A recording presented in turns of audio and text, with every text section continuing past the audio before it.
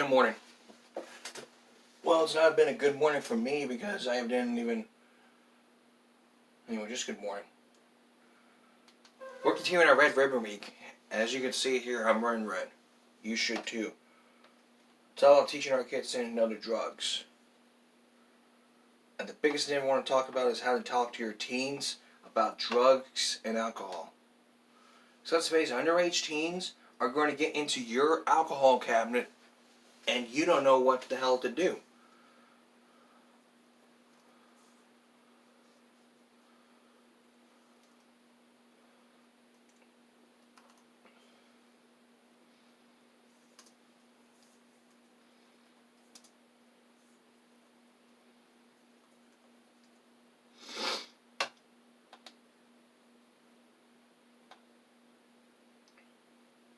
And you can make a difference.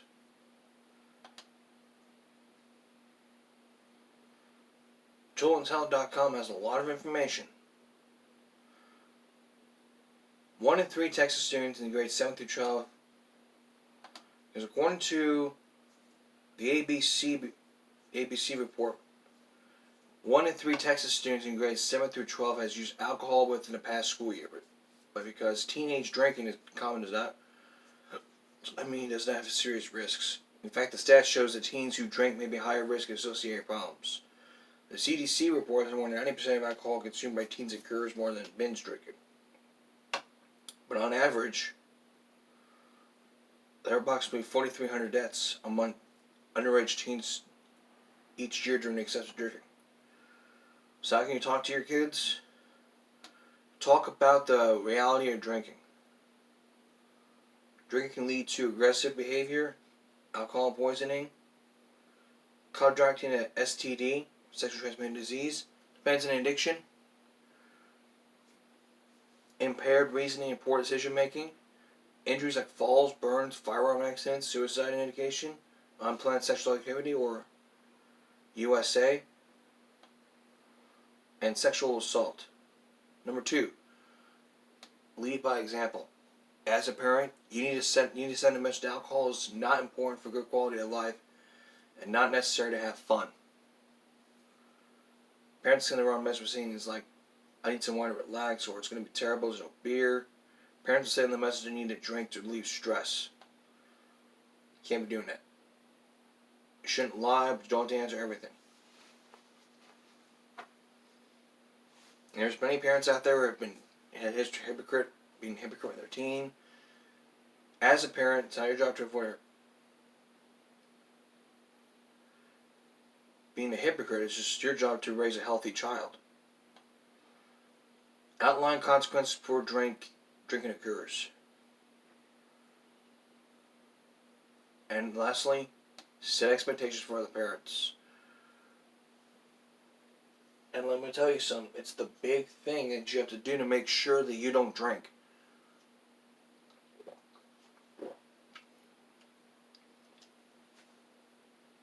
I've talked about it a few days ago, and I will talk about this again.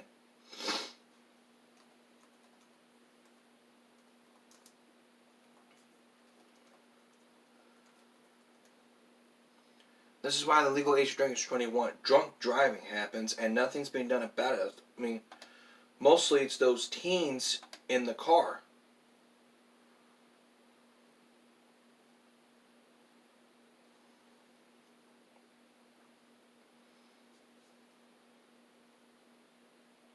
Mainly the underage people who are in the car.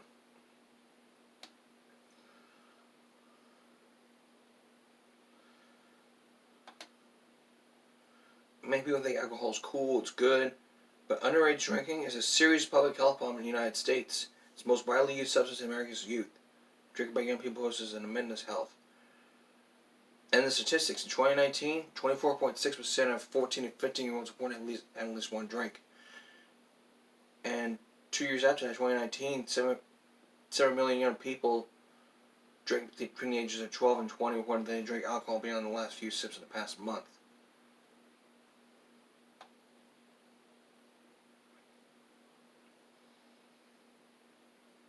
And a survey out shows that 1.7% 1.7%, and 1.0 between the ages of 12 and 13, 16, 17, 19.3, 7.6, 14.9, 6.2, 2.8, 7.3 by the ages of 14 and 15.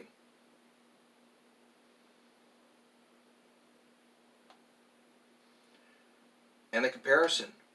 The comparison is 1.5, 1.7 to 13, 12, 13, 5.9, 9.3 between the ages of 14 and 15, 17.8 between the ages of 16 and 17, and 20.8%. 0.3, 0.7, 12, 13, 2.3, 4.2, 14, 15, 10.2, 11.2, ages of 16 and 17. This is why it's bad. You don't need to be sitting up here saying that you like to drink.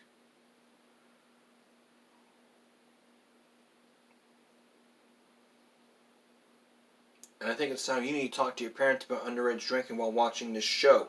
Because if you don't, you're going to have funerals. Or you're going to end up on Dr. Phil. He'll make you take a breathalyzer test. More on our Red Ribbon Week when we return. Let's talk about marijuana. Okay. Marijuana is bad, and it has a very distinct smell.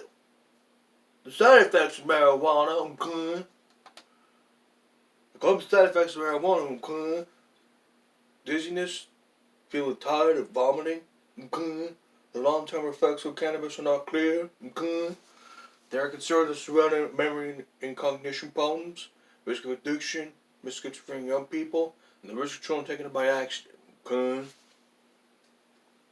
So it's very important for your child to learn about this. And the effects of it.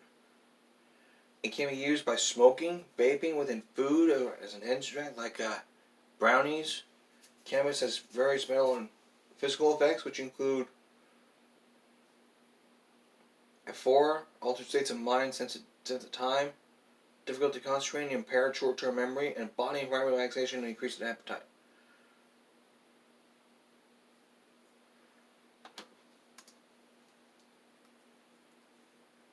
And the statistics.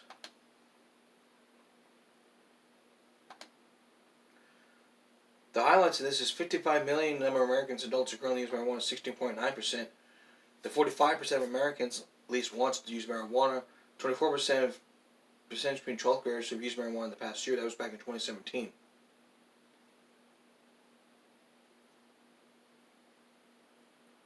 And according to the pie chart,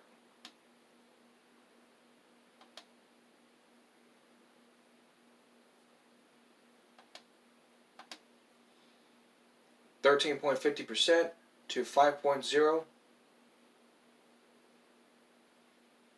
In 2017, the daily average marijuana extended by daily cigarette among 8th grade, 0.8 to 0.6.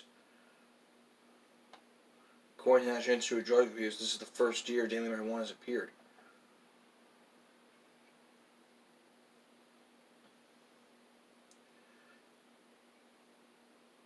And since marijuana's been legal, crime's gone down, and a lot of people. Any incarceration, 92 people have been sentenced to federal prison in 2017. 1% of people in federal inmates have been jailed for drugs since 2012. In 2016, 600K were arrested in possession of marijuana. 59% of people in federal prison were marijuana-related charges in 2012 were Hispanic. 33 number of states legalized marijuana, 11 of which also legalized their recreational marijuana. 33 number of states have legalized medicinal marijuana. You may remember a guy named William Foster. This was back on the Dateline article, which I have. I'm not going to show you a clip because of copyright. But what he did is he just used it for his feet.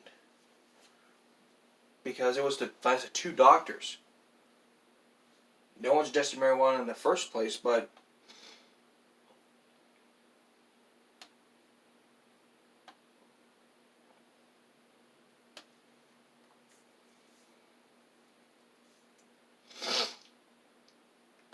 in some states,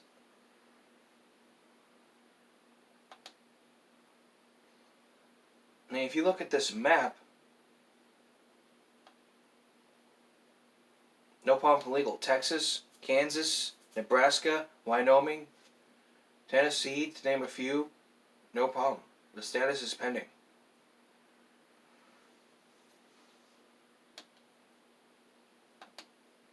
So we have to look at the 2021 map. This was back in 2020.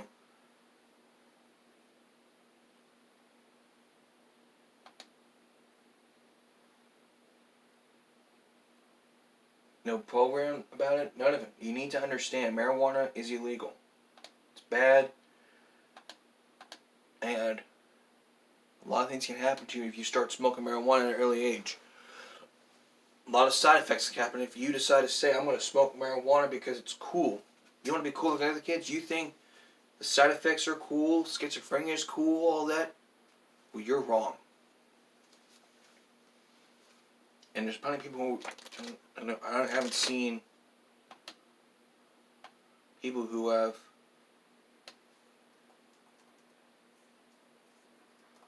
smoked marijuana under the age.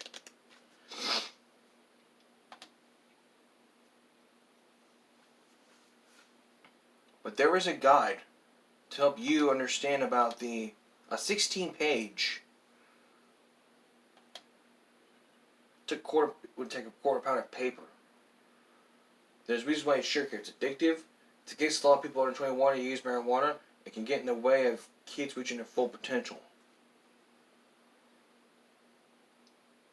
And providing your child with alcohol, that is a crime and can be reported by CPS.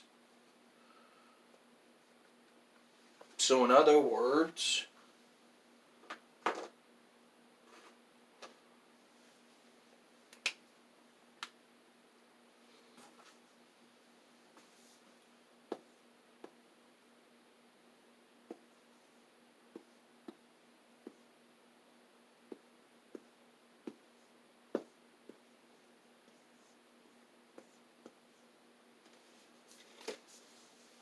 pot is bad. When we come back here, when we return, we're going to talk about LSD, why it's bad, and how you can talk to your child about it. Stick around. Before we continue our Red Ribbon Week, let's move on to COVID. Let's take a look at the COVID cases real quick. This morning we have 61,418 plus 25, 1,260 deaths plus 1. And in the state of Texas, 4.22 million with over 4,200 deaths, plus 4,200. Sorry about that. 71,052 plus 237.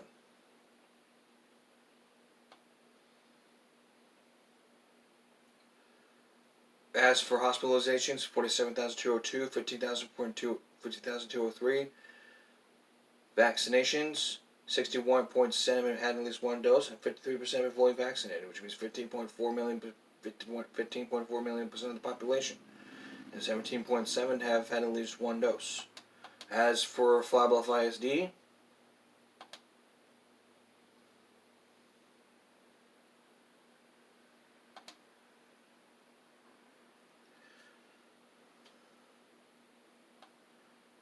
it's about to be the end of the month, so let's look at yesterday. High school students 1, 1, and 1. 3 from the 20th. 1 from the district. And the total cases were 11. I mean, this spreadsheet gets updated, and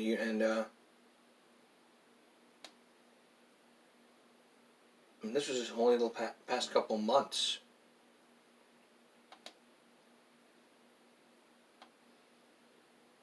As of today, as of yesterday, just one student. So we're still at stage 2. That's good.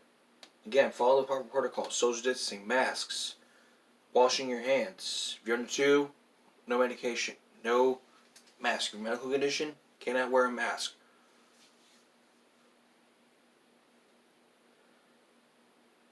If if you have COVID-19, you need to get the vaccine immediately. If you're weak immune systems, you need to wait if you're over 6 months, you can get your booster shot.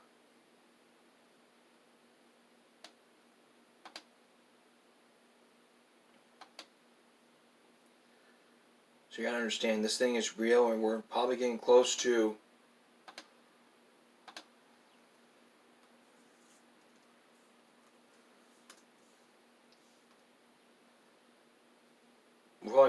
the end. All right, let's continue on with our thing. LSD, it's a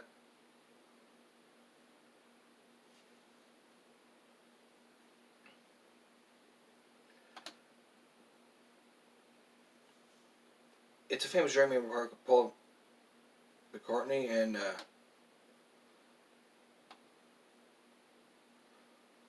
Tuesday did normal behavior. Probably the consequence of ability to inhabit the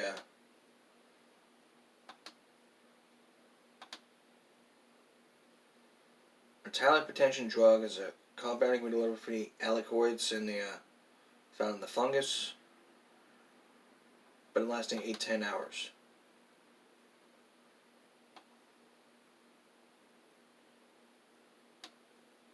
And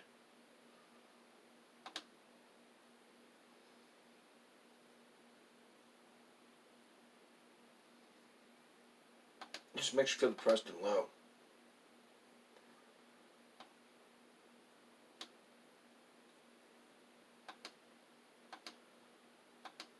So it's important for education to happen with these drugs. We need to teach kids about drug use.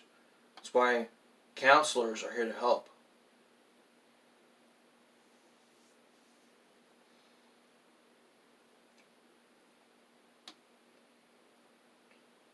Counselors are there to help, and a lot of people are here to help. To help you in times like this. So what we need to do is educate children on these things. And tell them why it's bad. And we also need to talk to our kids about this. If we don't talk to our kids about what's going on, then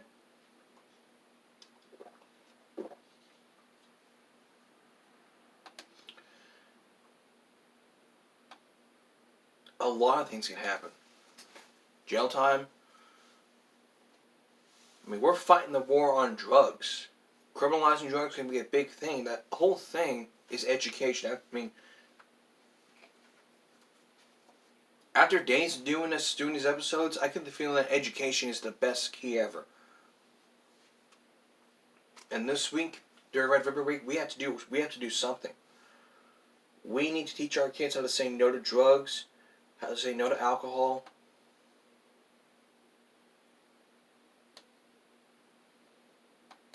and about peer pressure for teens. Which brings me to the question, how can you talk to your kids about teen? How do you talk to teenagers about smoking?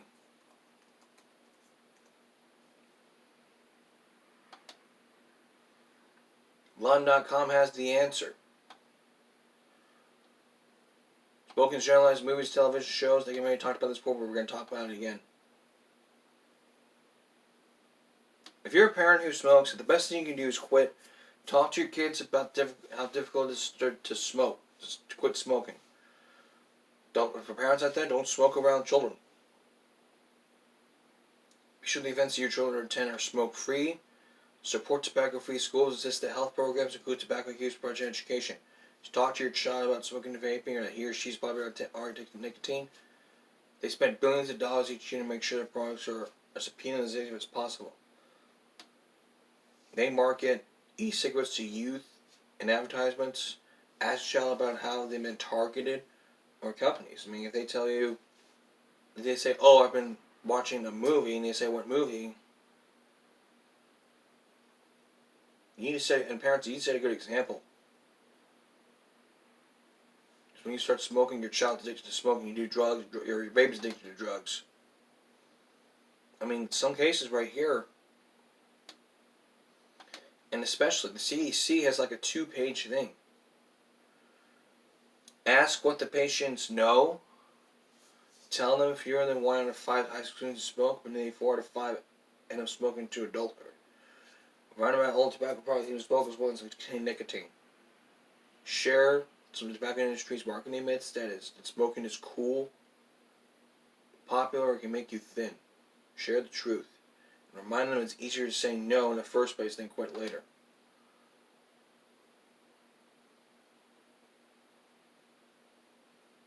And I mean, this is only 2 pages.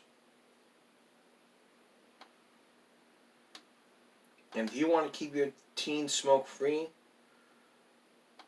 the advice I have, set a good example. Understand the attraction. Say no. Think beyond cigarettes. Appeal to teens' vanity. Do the math. Expect peer pressure. Take addiction very seriously. Consider the future. And get involved in your child's life. That's the biggest thing ever.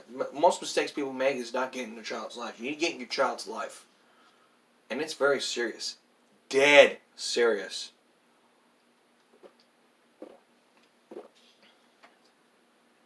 On the other hand, they're smoking while being pregnant. But I'll tell you about that when we come back. Well, we've run out of time. We're going to continue this thing tomorrow. We're going to continue this thing tomorrow morning. I mean tomorrow night. We're going to be talking about taking drugs during pregnancy, along with some examples. We're also going to wrap up our Red Ribbon Week by telling you kids how to say no to drugs by giving you the outer direction that drugs are bad and that there's a time and place to do them. Nowhere. So look for all that tomorrow. That's all for the morning edition of Cut Me a Break. We'll see you again tomorrow. I'll see you again tomorrow night. Have a good day, everyone. Have a good rest of your morning. Stay out of drugs. Drugs are bad. Good day. Have a nice day.